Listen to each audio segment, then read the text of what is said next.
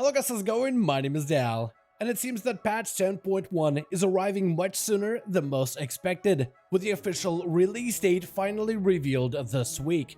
Patch 10.1 is set to drop in just 4 weeks from today. This major Dragonflight update brings with it new endgame content, like new raids, dungeons, and even PvP updates, as well as a brand new zone for us to explore, new factions for us to befriend, a ton more cosmetics to collect, dragon riding improvements, cross-faction updates, world content, and so much more.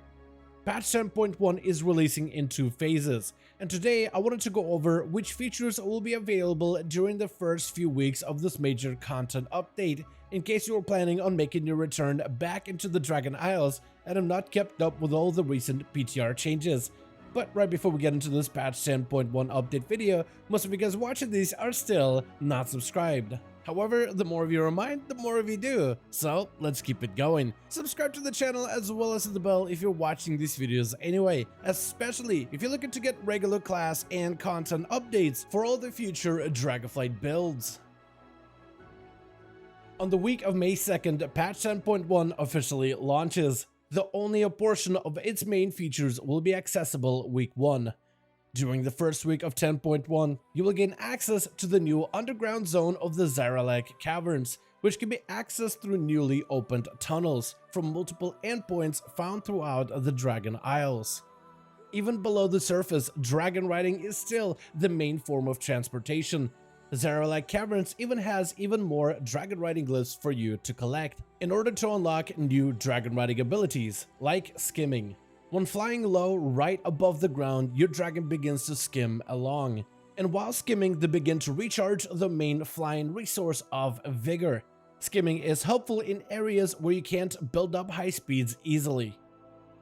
In patch 10.1, we unlock a new renowned faction of the Niffen, and similar to other renown, the Niffen faction offers a variety of cosmetics, from mounts, toys, pets, and even armor appearances, as well as activities unique to the underground spelunking faction of the Niffen, and you'll be able to build up favor with the Niffen similar to how you've been able to build up every other renown. During the first week of patch 10.1, new world content will become accessible. The forces of the Primal Ferak have gathered in Suffusion camps, found in the Span and in the Onaran Plains. Completing different objectives inside of these camps while fighting off the primal invaders eventually forces out one of the Ferak's disciples to show up for the final confrontation. The gear from these events can range from item level of 405 up to 411. These items can also be further upgraded using the new upgrading system added in the patch 10.1. The armor collected in the world content also comes in 4 unique appearances, one for each armor type for you to collect, with a plate, leather, mail, and cloth, all sporting a unique new Shadowflame look. The new content update also brings with it even more cross-faction improvements, by stripping away even more Alliance and Horde faction barriers. Guilds will finally become cross-faction. For players, this opens up a larger pool of guilds to pick from, especially if you're hoping to finally find a community so you can dive into some progression raiding content. And for guilds, this helps expand the number of potential applicants, which could help you bolster your raiding roster as we head into the Embers of Neltharion update. During the week of May 9th, 1 week after the patch officially launches, marks the arrival of Dragonflight Season 2 endgame content, featuring a new raid, new mythic dungeons, and even more PvP seasonal changes. Aberrus, the Shattered Crucible, becomes ready for raiding, with 3 difficulties of normal, heroic, and mythic available day 1. Aberrus was Neltharion's secret lair, deep within the Earth's surface, which holds some of his forgotten experiments. From this raid, you'll be able to acquire a variety of treasures and weapons fueled with the Shadowflame energy. The raid of Aberrus will also be the prime source of tier sets, with every class getting new class-themed appearances, as well as new spec-specific tier set bonuses. In Season 2, we see significant changes to our dungeon roster. Just like with the current season, Season 2 will contain 4 Dragonflight dungeons, and 4 dungeons from older expansion eras. The Dragonflight dungeons in this roster will be Uldaman, Neltharis, Halls of Infusion, and Brackenhide Hollow. The older era dungeons will be Freehold and Underrot from the expansion of Battle for Azeroth, Neltharian's Lair from the expansion of Legion, and Vortex Pinnacle from the expansion of Cataclysm.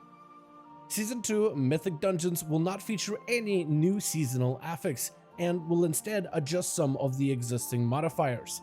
Affixes like Grievous, Volcanic, and Quaking are retiring with this update, replaced with new affixes like Entangled, which hinders your movement, Afflicted, which summons friendly spirits in need of a dispel, and Incorporeal, which summons ghostly beings which need to be interrupted. This new set of dungeons will also hold powerful items like the Harlan's Lucky Dice. Melee DPS classes will want to keep their eyes out for the Forge Storm, a hammer with explosive fiery effect. Caster classes may wish to look out for the Iridius Fragment if you're looking to do some serious damage.